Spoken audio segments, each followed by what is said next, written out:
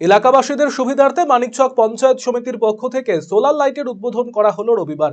মানিকচকের লস্করপুর এলাকায় এই সোলার প্যানেলযুক্ত লাইটের উদ্বোধন করা হলো। জানা গিয়েছে 2,50,000 টাকা বরাদ্দকৃত অর্থে গুরুত্বপূর্ণ স্থানে সোলার প্যানেলযুক্ত লাইট বসানো হয়। এদিনের এই কর্মসূচিতে মানিকচকের বিধায়ক সাবিত্রী মিত্র, মানিকচক পঞ্চায়েত সমিতির সভাপতি পিঙ্কি মণ্ডল, মানিকচক পঞ্চায়েত সমিতির কর্মাধ্যক্ষ উত্তরা ঝা সহ অন্যান্যরা উপস্থিত ছিলেন। এই উদ্যোগকে কুর্নিশ জানিয়েছেন এলাকাবাসীরা। এলাকায় লাইট উদ্বোধন বলতে সব থেকে পিছিয়ে পড়া এলাকা হচ্ছে আমাদের এই মানে নাজিরপুরের এই এলাকাটা, লস্করপুর, লক্ষ্মীগঞ্জ, এগুলো খুব মানে পিছিয়ে পড়া এলাকা। এখানে আমরা নর্থ বেঙ্গলের একটা রাস্তা হচ্ছে 1 কোটি সামথিং, 1,10,00,000 টাকার। আর আজানঘাটের ব্রিজটা আমরা দিয়েছি, 100% এটা করার চেষ্টা করছি। আর এখানে গ্রামে গ্রামে বিদ্যুৎগুলো পঞ্চায়েত সমিতির পক্ষ থেকে উদ্বোধন করেছে এরা।